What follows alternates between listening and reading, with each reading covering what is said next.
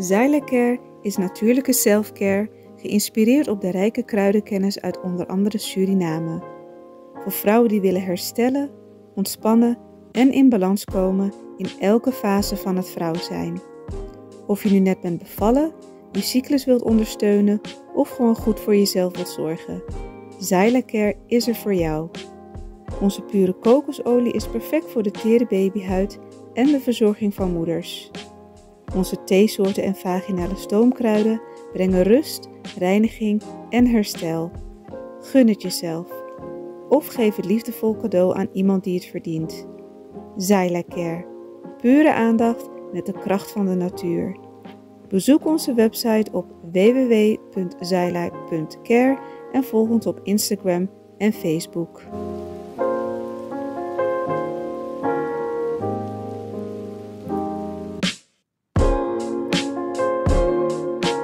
Goedemiddag, goedenavond, goedemorgen, waar u ook bent. Welkom bij een zeer bijzondere aflevering van Tori Taki. We hebben de vorige keer Veronica Nap hier in de studio gehad. En zij heeft ons uitleg gegeven over familieopstellingen, systemisch werk en procesmatig werk. Ik heb haar opnieuw uitgenodigd en bij de vorige aflevering heb ik gezegd, ik ga mij opofferen. En dat ga ik dus ook doen. Dat betekent dat bij deze aflevering van Tori Taki ik niet letterlijk in gesprek ga over mijn gast Veronica zelf. Maar Veronica zal eigenlijk de regie hebben als begeleider en zal mij vragen gaan stellen. En dat betekent dat ik op dit moment dus nog niet weet wat ik zou kunnen verwachten. Maar de ervaring is wel dat met systemisch werk dat er dingen naar voren kunnen komen die misschien niet heel mooi zijn. Het zou kunnen dat ik ineens ga huilen hier. Het zou kunnen dat ik ga schreeuwen. Dat zal allemaal kunnen, want we gaan uiteindelijk met mijn systeem aan het werk. Ik kan alleen maar van jullie vragen en hopen dat jullie mijn kwetsbaarheid in deze kunnen waarderen en respecteren. En ik wil jullie dus ook vragen om op deze manier mij in mijn waarde te laten als er dingen naar voren mochten komen die jullie zouden kunnen bestempelen als niet waar of als onecht of als vaag. Dat mag natuurlijk, maar ik zou het wel op prijs stellen als jullie dat dan op voor jezelf houden en niet als een soort comment hieronder gaan plaatsen. Ik doe dit met name, dit is mijn eigen proceswerk, maar ik ben dit hele werk gaan doen juist om een missie voor te zetten, om mensen te helpen bij hun eigen werk en hun eigen processen. En dat betekent dat ik zo nu en dan me ook kwetsbaar moet opstellen om daarmee het goede voorbeeld te kunnen geven. Als ik een training geef aan jongeren, dan doe ik dat natuurlijk ter plekke. Maar ik heb het nog nooit eerder gedaan op film.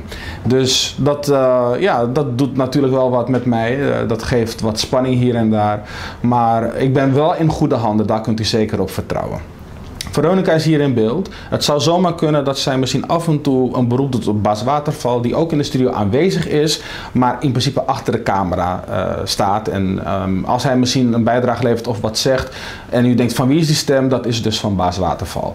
Nou, ik denk dat ik jullie hiermee al spannend genoeg de interesse heb doen opwekken. Het is nu tijd om Veronica erbij te halen en wij gaan letterlijk kijken hoe ziet het er nou uit op het moment dat ik met een opstelling aan het werk ga. Hier is Veronica. Yay! Oh, goed. Ja, daar zijn we weer. Ja, mooi gezegd ook. Mooi dat je het zo kadert. Dankjewel.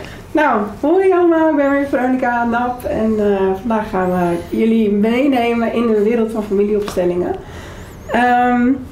Ik ga samen met Pascal een vraag, een verlangen wat hij heeft, ga ik onderzoeken. En dat doen we dus door middel van de methode familieopstellingen. We hebben net een kort voorgesprekje gehad. En dan vooral om de vraag te verhelderen, dus het verlangen te verhelderen. Zodat we dat niet in deze tijd hoeven te doen. Pascal gaat jullie zo meteen meenemen in het verlangen. En dan gaan we eigenlijk meteen aan de slag. Misschien dat u als kijker denkt, geen idee waar ik naar kijk. Dat zei ik al in de eerste aflevering.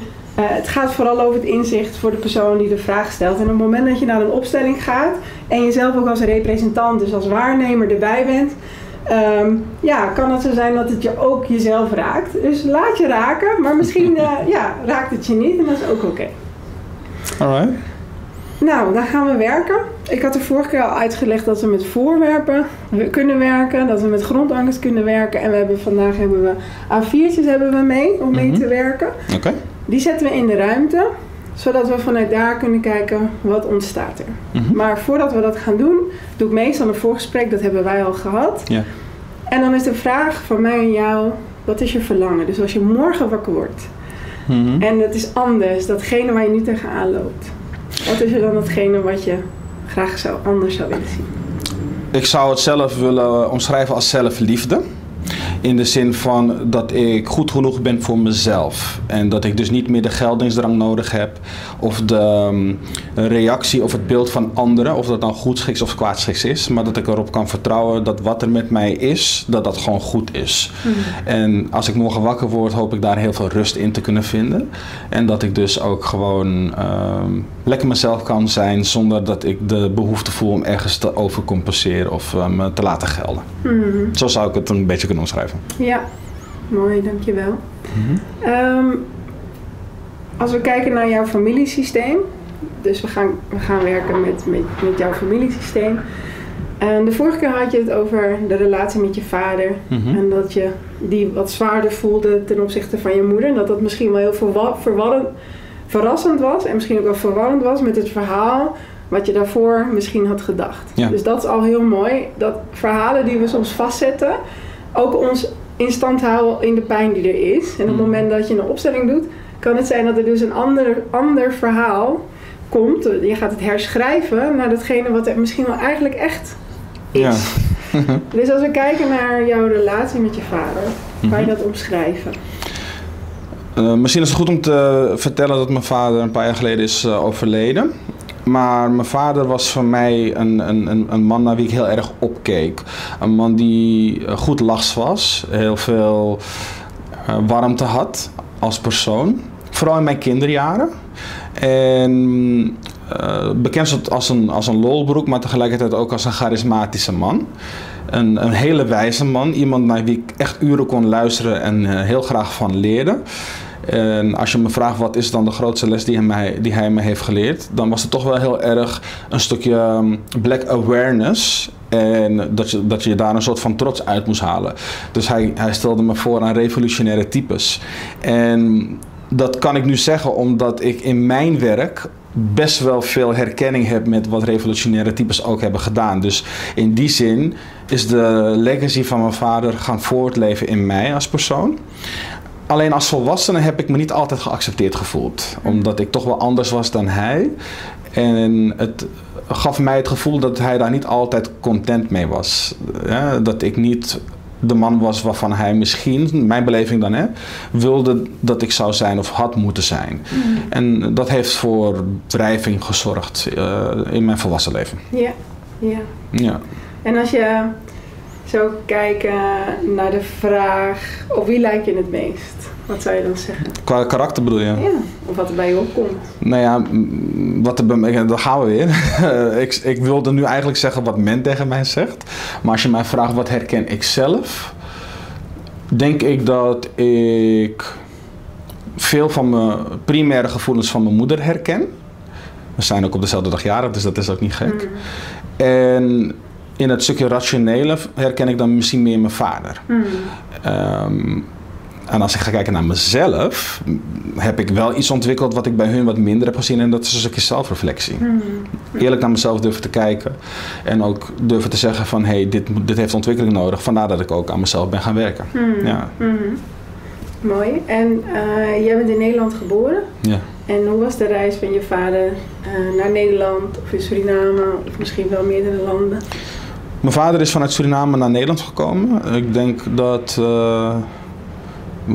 ik weet niet precies welk jaar, maar volgens mij of net rond de afschaffing van, tenminste de onafhankelijkheid van Suriname. Ik denk dat het net daarna was. En hij kon in Suriname eigenlijk niet meer blijven, omdat hij geen werk meer kon vinden. Dus hij is naar Nederland gegaan, omdat zijn moeder en zijn broers al daar waren. Ik heb niet gehoord hoe de reis daar naartoe zelf was, maar ik heb wel begrepen dat hij in het begin toch best wel moeite had om te settelen. Hij is zeg maar bij zijn broer in Amsterdam tijdelijk gaan verblijven. Mijn moeder nog in Suriname gelaten. En op het moment dat hij dus werk had in Nederland en daardoor dus ook een woning kon krijgen, toen heeft hij mijn moeder laten overkomen. En die zijn toen naar Lelystad verhuisd. En Lelystad was in die fase echt een plek waar eigenlijk waren er geen donkere mensen. Dus hij heeft heel veel te maken gehad met, ja, hoe je het wil noemen, vormen van racisme of discriminatie, maar vooral benoemen en benadrukken dat hij toch wel anders was. Dus grappen over negers en stereotypische opmerkingen over donkere mannen, dat soort dingen, daar heeft hij heel erg veel te maken gehad. Vandaar denk ik ook dat stukje vuur van ik moet er tegenin gaan. Ja. En geldingsdrang? Ik denk dat daar wel geldingsdrang in zat. Van ik ga ze wel even laten zien wie ik ben. Hij was geen prater. Ik denk, ik ben een betere prater dan mijn vader, maar hij was wel een pintere man, een intelligente man en goed met cijfers. En hij heeft een functie weten te bemachtigen waarin hij met cijfers zijn waarde kon laten zien. En dat heeft hij uiteindelijk met terugwerkende kracht jaren later ook gekregen in zijn erkenning als leidinggevende van die afdeling. Maar zijn geldingsdrang zat heel erg in, ik ga jullie laten zien dat ik geen jongetje ben. Ik ga jullie laten zien dat ik geen kleine man ben. Ja. En is je vader ooit weer terug geweest naar Suriname? Nooit meer. Oké. Nee, en dat begrijp ik eigenlijk tot de dag van vandaag nog steeds niet. Want ja, kijk, dat hij geen familie meer heeft als zodanig in Suriname, dat is één. Maar hij was ook klaar met het land. En ik heb dat nooit begrepen, hij leeft nu niet meer. Ik heb nooit kunnen achterhalen waarom hij niet meer naar Suriname wilde. Waar mijn moeder bijvoorbeeld regelmatig nog teruggaat, dan had mijn vader helemaal niks meer met Suriname. Dus, en ik moet zeggen, ook in Nederland had hij ook niet heel veel Surinaamse gebruiken nog. Hij was daarin een stukje afgesloten van Suriname. Ja, oké. Ja. Is het oké voor jou als we gaan kijken naar de relatie met jou en je vader? Ja. En het kan zijn dat er vanuit daar iets heel anders ontstaat. Dus wat je mag doen, is ook even voor de vorm om de kijkers thuis ook te kunnen laten zien hoe het werkt. Ja. Er zijn heel veel verschillende opstellers die iedereen zijn eigen manier heeft. Maar ik ga heel eventjes terug naar de basis, zodat de kijker ook kan zien van, oh ja, het wordt visueel. Okay. Dus we hebben hier placements, of A4'tjes. Normaal werk ik met placements. Ja. En ik geef je er 2, eentje voor jou en eentje voor je vader. Oké. En die leg je intuïtief, leg je die neer, hier op het kleed. Ook even voor de kijker om goed te kunnen blijven zien. Okay. En dan vertel je ook wat de kijkrichting is, hoe jullie staan ten opzichte van elkaar. Ik begin dan met de representatie van mijn vader.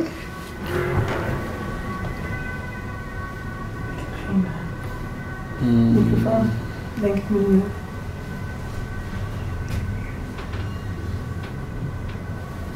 Ik word nog wel een beetje alle kanten opgeduwd. Begin eens maar met jezelf dan.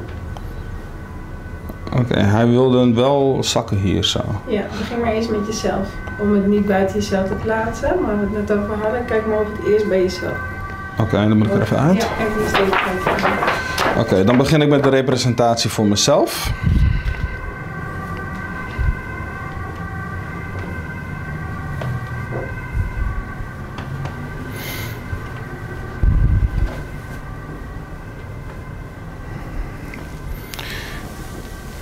En ik kijk die kant op. Dus het is echt die richting. Gaan we op je plek staan? Oké.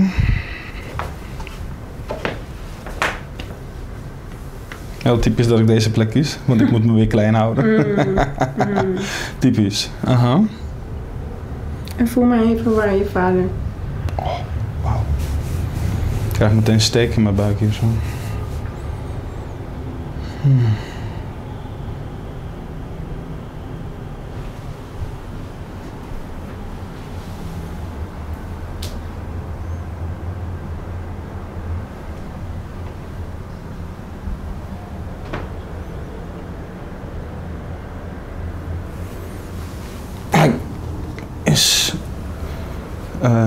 Die richting. Hij kijkt mij als het ware aan. En kijk jij hem ook aan? Ja. Maar ik merk wel dat ik hem niet recht in de ogen durf te kijken. Toch een beetje een soort schuin, weet je wel? Een soort ontzag hebben voor... En hij staat wel stevig trouwens. Zo was hij ook wel. Ja. Oké, dan ga ik je uitnodigen om hier te komen staan. Deze blaadjes leg ik even weg. En ik ga op de plek van je vader staan. Is dat oké? Oké. Ga maar staan. En ik zou zeggen, voel ook even op de plek die je nu jezelf hebt gegeven. Met wat je zei. Oh, het is wel typisch dat ik mezelf dus weer klein maak. Voel even of dat klopt in het huidige moment waar je nu in leeft. Ik merk wel dat ik weg wil van hier. Dat merk ik wel. Ja. Dus je mag een beweging maken. Oké, ik ga iets meer naar voren. Kijk, dit voelt al een stuk beter. Dus mag ik hem verplaatsen? Ja, zeker. Oké. Ja, dit voelt beter. Ja? Ja, ruimte. Mooi. Ik ga hier staan. En kijk wat er gebeurt op het moment dat ik de plek inneem als representant voor je vader. Oké.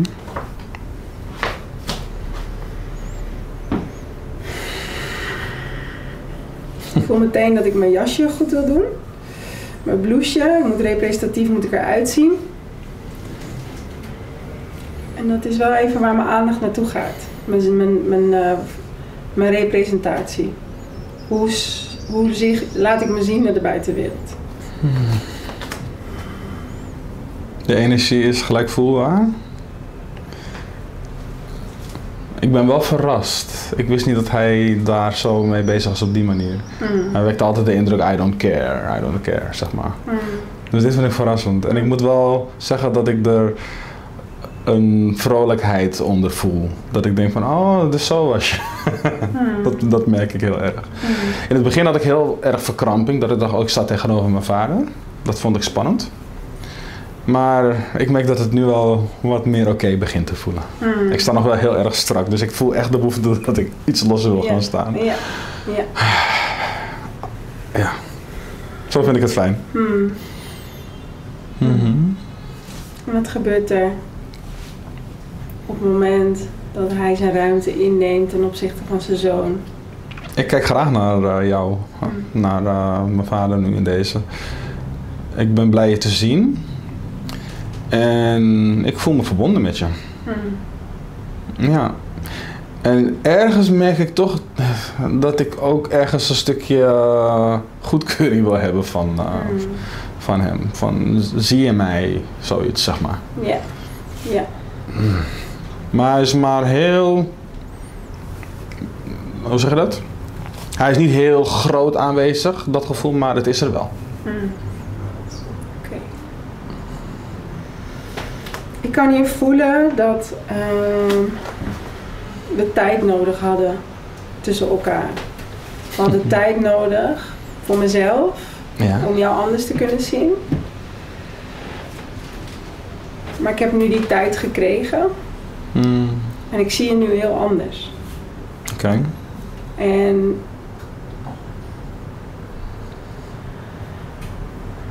ik kan zien hoe mijn blik naar jou, hoeveel invloed dat op jou heeft gehad. En mijn overlijden heeft ook zachtheid bij me gebracht. Ja. Hoe ik ook naar jou kijk. Die voel ik. Heel duidelijk. En ik kan ook voelen dat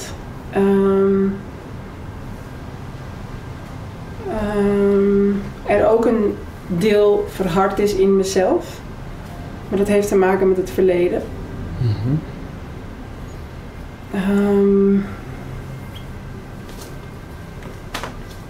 En ook de keuze om een schild op te bouwen. Een harde schild op te bouwen. Om succesvol hier te kunnen zijn.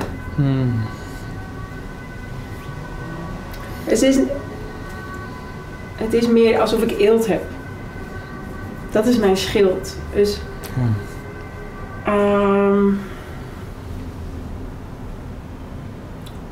ik heb me ergens niet goed genoeg gevoeld in het verleden. En toen ik hier kwam, kon ik iets heel nieuws opbouwen. En in het opbouwen van iets nieuws heb ik ook de reacties gezien wat vroeg van mij om te kunnen blijven staan. En om een eelt te kunnen bouwen, om een beter leven te geven aan het gezin. En daarin heb ik ook hoge verwachtingen van jou gehad.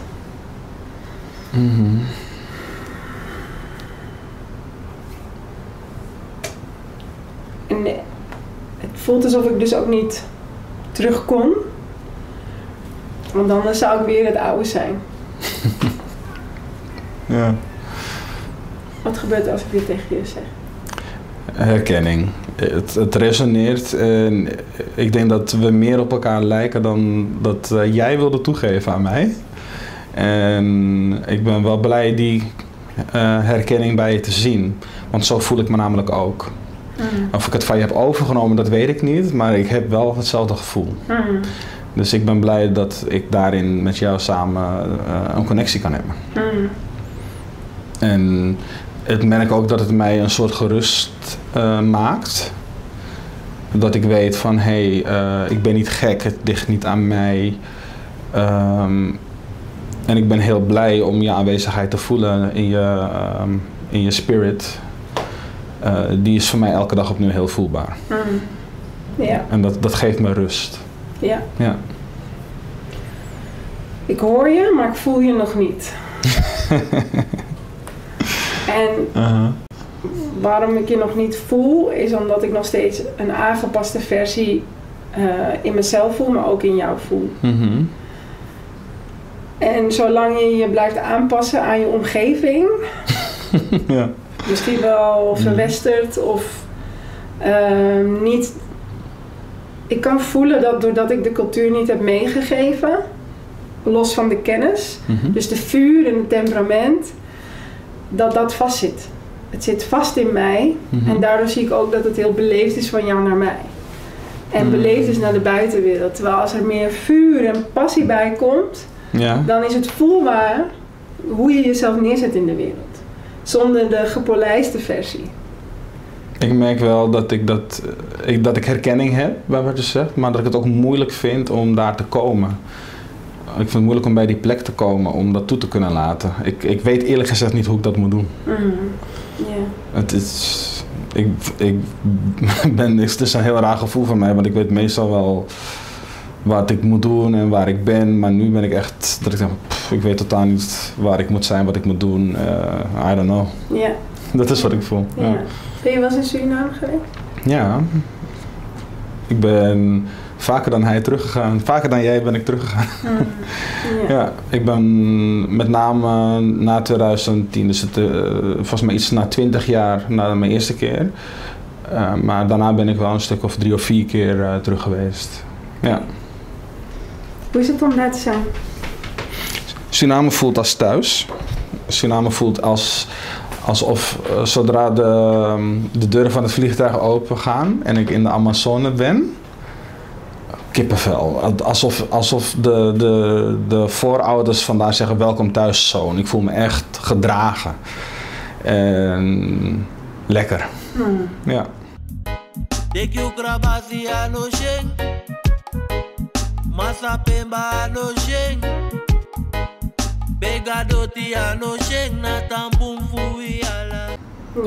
voel me echt lekker. Dit is deze. Ik ben even van je vader afgestapt. Ja. Deze staat voor Suriname. Oké. En ik ga er nog eentje neerzetten en die staat voor Nederland. Oké. En ik wil je uitnodigen om de ontdekking in te stappen van wat er intern in jou voelbaar wordt of is op het moment dat je in Suriname staat en op het moment dat je in Nederland staat. Oké. Ja? Ja. Ik leg hem even hier. En misschien verplaatst hij nog, dat kan. En ik zet Nederland, leg ik hier neer. Oké. En ik ga je uitnodigen om te voelen, en het kan zijn dat je misschien daar wil leggen, maar ik ga je uitnodigen om te voelen om op Nederland te gaan staan en ik ga je uitnodigen om te voelen als je op Suriname staat. Ja. Met het gegeven dat je vader tussen de twee werelden misschien wel inzweefde. Oké. En waar mag ik als eerst naartoe? Wat je zelf voelt. Nederland trekt aan mij. En het is geen fijn gevoel. Okay. Meteen toen je hem neerlegde, dacht ik van... Dus ik ga naar Suriname. Okay.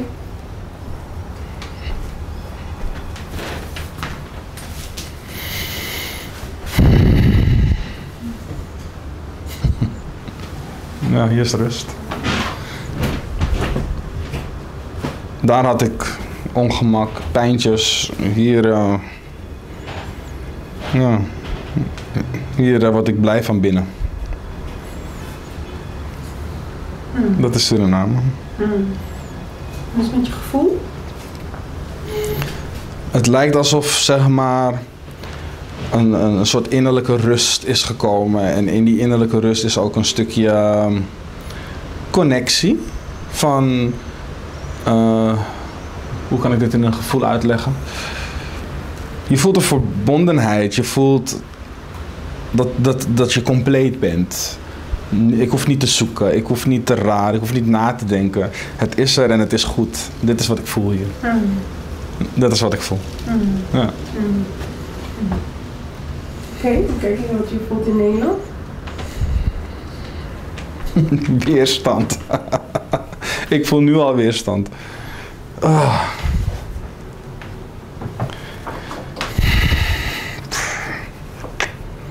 Nederland voelt hard en veroordelend.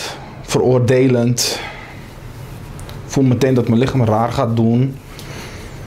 Het voelt niet fijn hier. Het voelt als potentie, maar niet als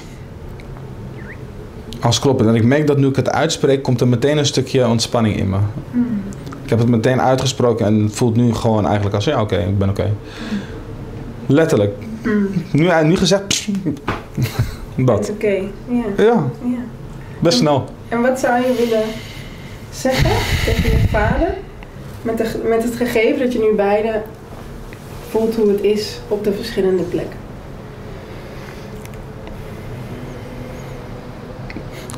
Moet ik tegen hem zeggen alsof ik met hem praat? Zeker. Dan zou ik zeggen, papa, ik voel nu heel duidelijk wat jij nodig had. De woorden uitspreken van wat je van Nederland vindt. Je hebt het vaak geventileerd. Ook in mijn nabijheid. Maar je had het misschien voor jezelf moeten zeggen. En ook misschien naar de mensen met wie je te maken had. Zoals hoe ik het heb gezegd. Vanuit kalmte en niet vanuit temperament en boosheid. Daarmee wil ik niet zeggen dat je je boosheid niet mocht hebben, hoor. Begrijp me niet verkeerd. Maar ik merk, ik spreek het uit en ik ben meteen chill. En dat had ik je gegund.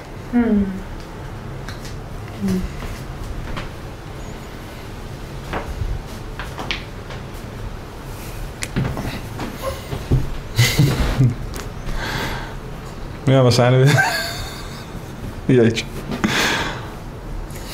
Er is één ding waar ik heel trots op ben. En dat is dat ik temperament heb. Alleen het kon er niet uitkomen omdat ik daarmee een risico liep om buitengesloten te worden hier in dit land. Maar ik kan het voelen in mezelf. En ik kan voelen hoe ik het op slot heb gezet. En daardoor zie ik ook dat het bij jou ook op slot zit.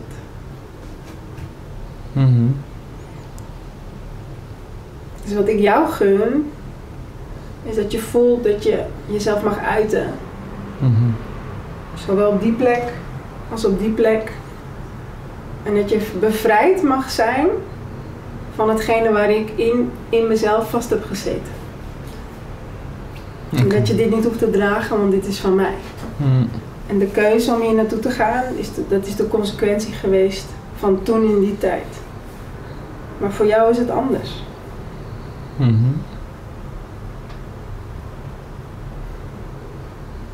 gebeurt er bij als ik dat zeg? Ik voel me een beetje schuldig. Omdat ik merk dat ik het gevoel krijg dat ik hem kritiek heb gegeven. En dat is niet mijn bedoeling. Ik wilde het niet als kritiek geven. Maar meer vanuit dat ik hem rust gunde in het leven hier.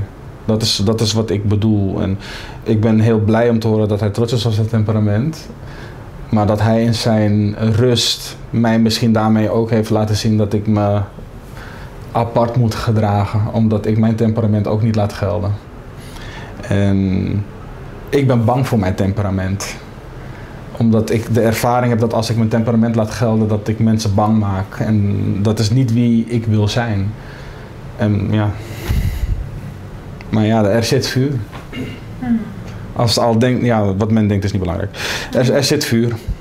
Ja. En wat denk je dat er gebeurt met onderdrukte levensenergie?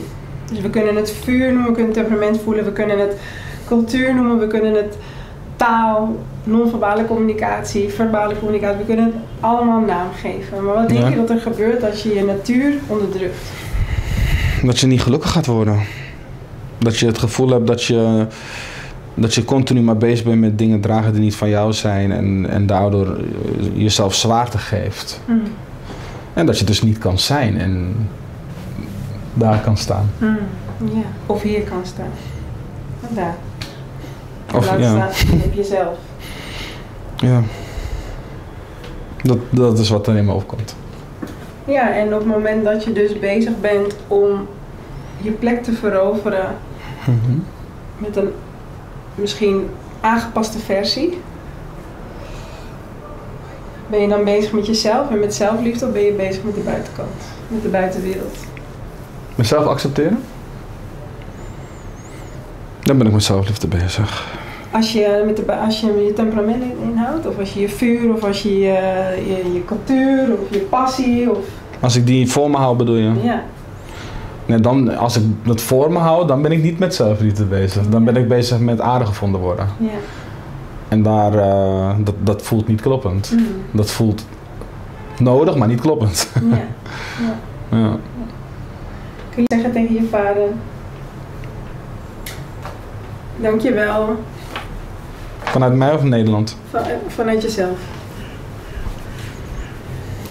Kun je zeggen tegen je vader: dankjewel voor de mogelijkheden, de kansen, de woorden die voor jou passen, die ik heb gehad.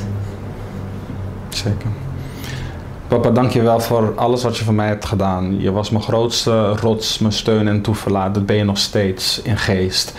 Jij hebt mij de beste startkwalificatie gegeven die een zoon zich kon wensen. Door jou heb ik kunnen studeren. Door jou heb ik mijn rijbewijs niet zelf hoeven te betalen. Toen ik mijn eigen woning kreeg, heb jij mijn woning startklaar gemaakt. Ik weet niet wat ik zonder jou zou moeten hebben doen in mijn leven. Ik had inderdaad veel meer tijd met je willen hebben. Maar ik heb je wel altijd hoog... je zat altijd hoog bij mij en... voor mij mijn grootste held, mijn grootste voorbeeld en ik had nog zoveel meer van je willen leren. Maar ik probeer heel positief te blijven omdat ik heel blij ben dat je nog bij me bent in geest en ik voel je elke dag. Dan kun je zeggen, en in mijn liefde voor jou heb ik ook mijn levensenergie klein gehouden.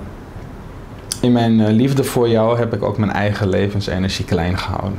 En dus in de loyaliteit van zoon naar vader heb ik ook voor jou mijn levensenergie klein gehouden. En in de loyaliteit van zoon naar vader heb ik ook mijn levensenergie klein gehouden.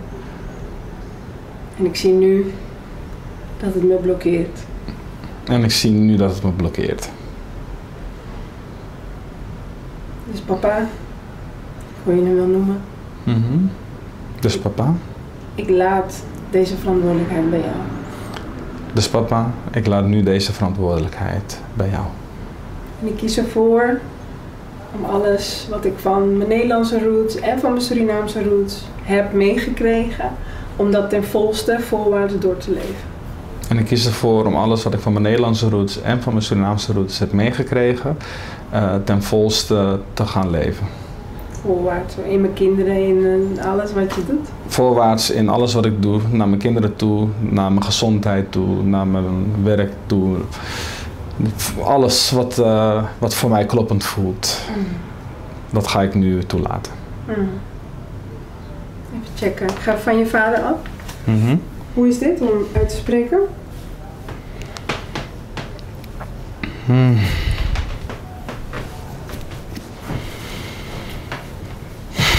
Hij moet nog landen, denk ik. Het voelt wel als kloppend, maar het voelt alsof het nog moet landen. Ik voel zijn aanwezigheid.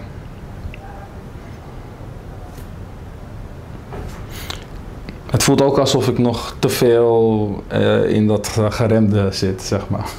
Ja. Het is ook heel lang, heeft het ook niet kunnen zijn. Ja. Dus het is ook veel gevraagd om dat nu helemaal te laten zijn, want je hebt het zelf nog te ontdekken. er gaat een wereld nu open inderdaad en ik weet nog niet hoe die wereld eruit ziet. Ik hoop dat het besef, ik ga ervan uit dat het besef me nog raakt, zeg maar. Maar het voelt wel fijn en bevrijdend om het te kunnen zeggen. Maar ik ben ook heel erg, niet geschrokken, maar wel heel erg bezig met wat ik terug heb gekregen van hem. En de boodschappen die ik tussen Nederland en Suriname heb gevoeld. Dus die verwarring die is ook nog heel erg aanwezig. Ja. Kun je zeggen tegen Suriname, jij hoort bij mij? Zeker. Suriname, jij hoort bij mij. En je zit in mijn hart.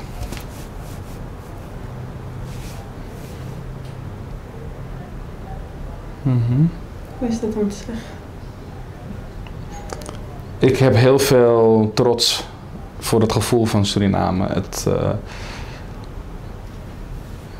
Het is gewoon zo logisch voor mij om verbondenheid te voelen met Suriname als dat ik water drink en naar bed ga om te slapen. Het zit zo in mijn systeem dat ik er niet eens woorden voor heb. Ik kan het niet eens uitleggen. De vibraties van de Surinaamse muziek, de cultuur, weet je wel, het is zo één van mij. Het is één met mij. Dus het voelt voor mij heel kloppend. Kun je dan zeggen, en ik neem de verantwoordelijkheid om de vibraties van jou naar buiten te brengen en niet in mezelf te houden?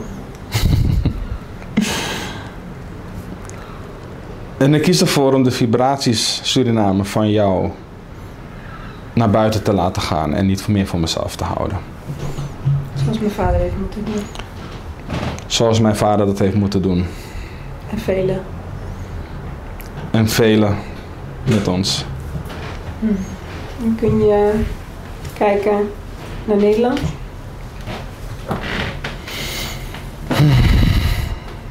En kun je zeggen, Nederland, jij hoort bij mij. Nederland, jij hoort bij mij. En voel mij even of het klopt, of je zegt, jij hoort ook bij mij. Of dus voel even wat de juiste woorden zijn.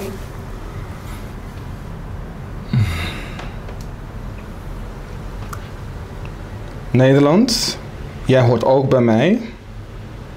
Maar ik voel ook niet altijd de acceptatie van jou. En die doet pijn.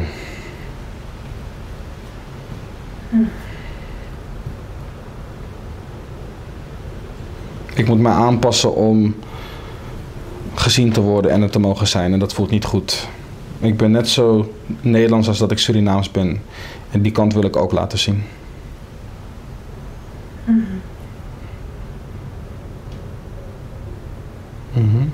Dan kun je zeggen, en ik kies er voor nu voor om hier te zijn.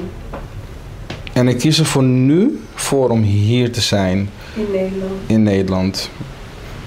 Ik voel ook nog meer erbij. Ja, zeg maar. En weet wel dat ik jou zie, want de kwaliteit van leven is hoog hier. En ik weet dat ik het goed heb. En daar draagt Nederlanders zijn ook aan bij. Maar dat stukje acceptatie, dat is het enige waar ik nog een beetje mee struggle.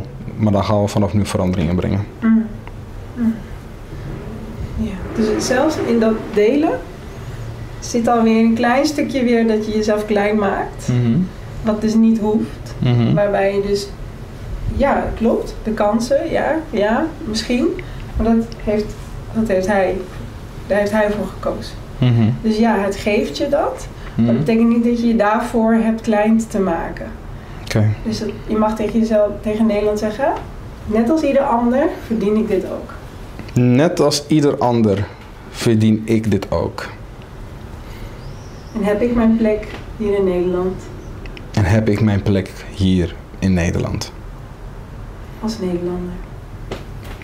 Als Nederlander.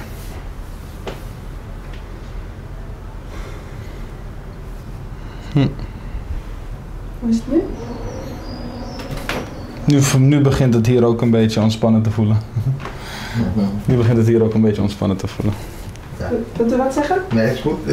Heel mooi. En, je moet het voelen. Je moet het voelen in je hart. Je moet het voelen. Dus, ja. Je moet het voelen.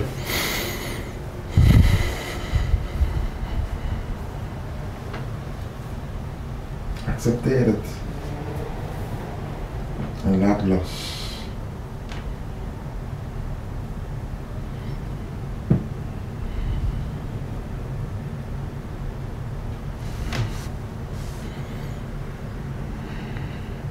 Ik heb vandaag gezien dat ik me klein heb gehouden en dat het niet nodig is. Ik accepteer dat het er was en ik heb vandaag van mijn vader gehoord en geleerd waar het vandaan komt. En we hebben afgesproken. Is goed, heel goed. Oh, okay. Maar ik moet even checken, want jij bent van de muziek. Je hebt een radiozender. Dus ik wil even kijken welk nummer komt er bij je op. Welke muziek komt er bij je op? Sranang van Max Nijman. Sranang van Max Nijman. Sranang van Max Nijman. Sranang. Heb je een muziekje of iets dergelijks zo op te zetten? Sranang. Niet mooi kondre. Dus het ritueel wat niet afgemaakt heeft kunnen worden voor je vader naar Suriname. Dat ritueel mag je voor jezelf wel afmaken. En daardoor mag je jezelf, je voetdruk, je footprint, mag je hierin neerzetten, mag je daar neerzetten, overal waar je komt, mag je dat meenemen. Oké. Kijk of je... Want in woorden blijven we hier. En we hebben het te voelen. Van binnen voelde ik wel een soort landing, dat wel. Gelukkig was dat er wel.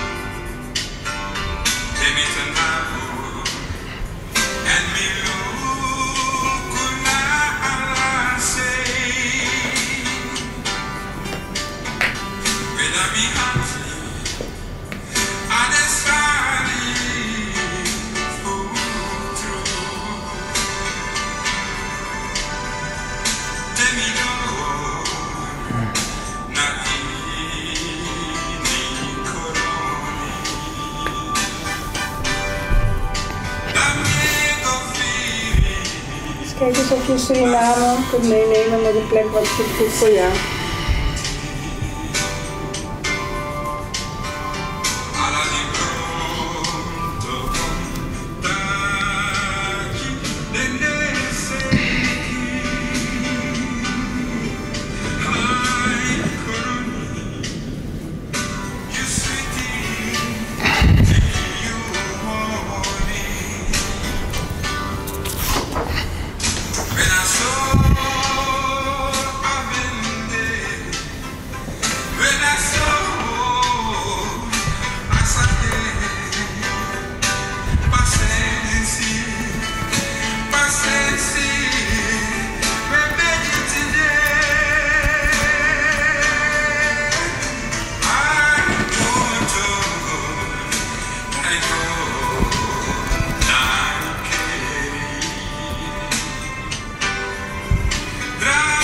Hier zit het gesloten hart. Het gesloten hart wat niet het hart wat niet heeft terug kunnen gaan. Dan ben jij nu weer aan het openen. Het is niet jouw verantwoordelijkheid om de geslotenheid hier naar de pijn en letterlijk neerzetten op een andere plek om dat verder voort te zetten. Jij mag overal zijn.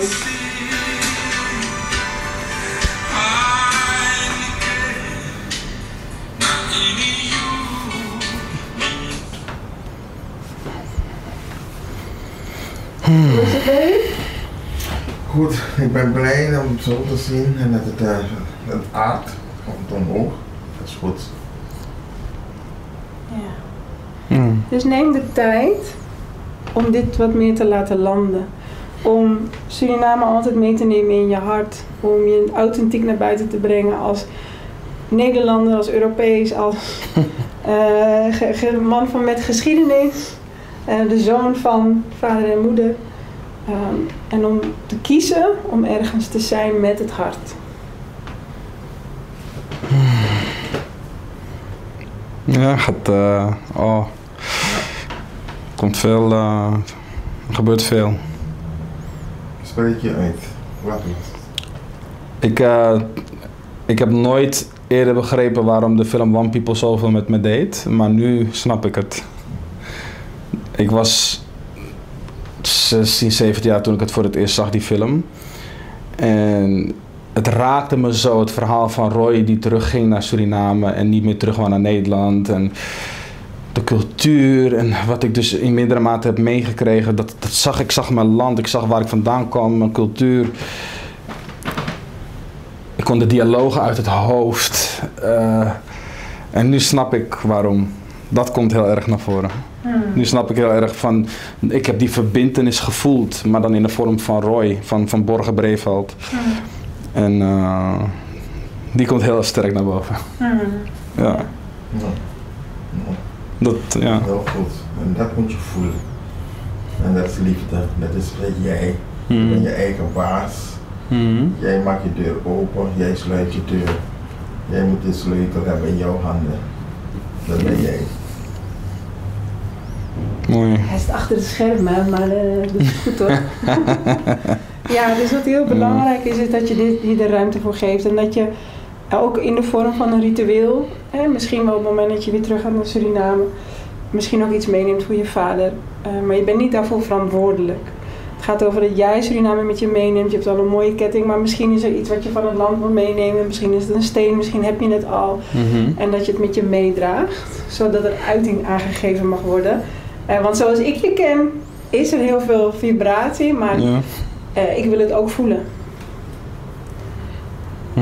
Dus mogen onze frequenties met elkaar resoneren, maar ook clashen en ook liefhebben en gezellig en discussies. En daar voel ik je. Ja. Wow. Ja? Is het oké zo voor nu? Ja, het is meer dan oké. Het is wat hier gebeurd is, had ik. Het is voor mij ook weer een stukje nieuw maar dat is oké, weet je. Je vindt elke keer weer nieuwe dingen. Maar heel mooi dit zo, hoe je dit dan, zeg maar, begeleidt en mij brengt op deze plek. Dus ja, het is echt heel mooi en het is nog heel erg aan het landen, maar dankjewel, want dit is geweldig. Graag gedaan. Dankjewel voor je openheid. Ja. Voor je delen. En laat het nog even met rust, laat het nog even landen. Voor de kijkers thuis. Misschien herkent u iets. Misschien komt het u bekend voor. Misschien heeft u er helemaal niks mee. Maar het is heel belangrijk voor Pascal's proces dat hij dit zelf mag doen. Dus uw comments, alleen maar love, alleen maar liefde. Maar uw mening doet er niet toe. Het gaat over dat hij zelf het inzicht krijgt. En neem mee voor uzelf wat u hieruit wil halen. Dank u wel. Yes, lieve mensen. Ik moest natuurlijk na de sessie heel even tot mezelf komen. Want het is behoorlijk intens geweest en heel diep.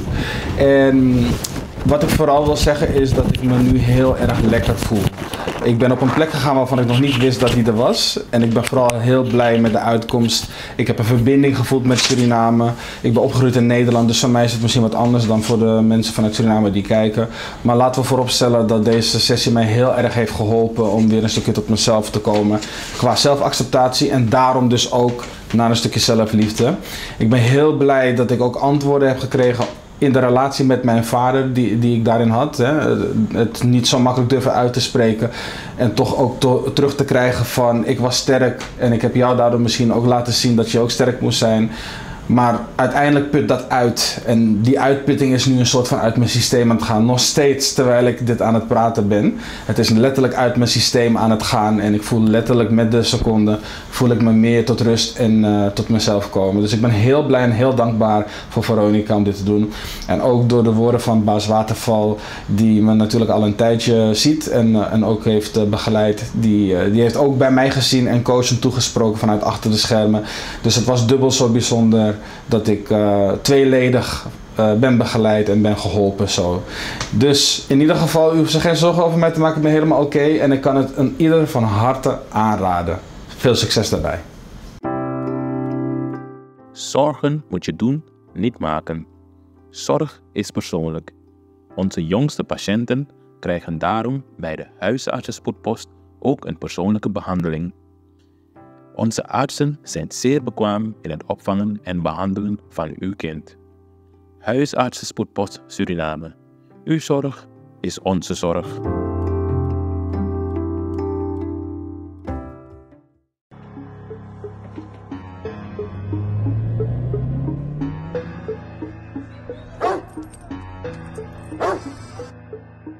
Prophetessa Productions.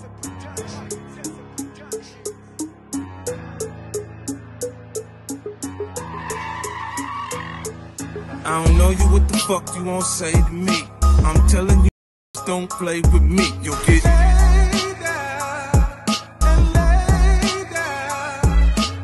body on the ground, it's okay with me. I make examples so niggas don't play with me. You'll get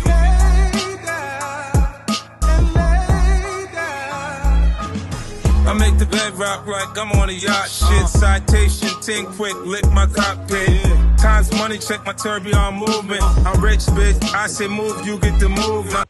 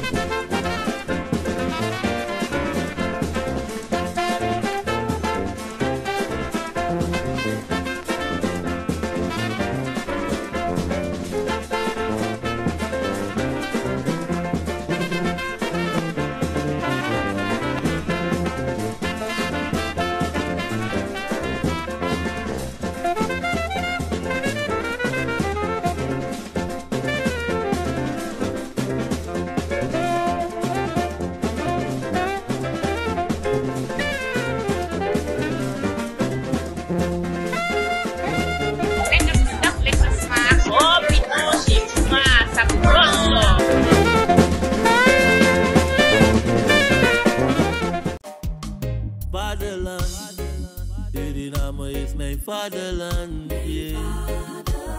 Vaderland, Suriname is mijn vaderland.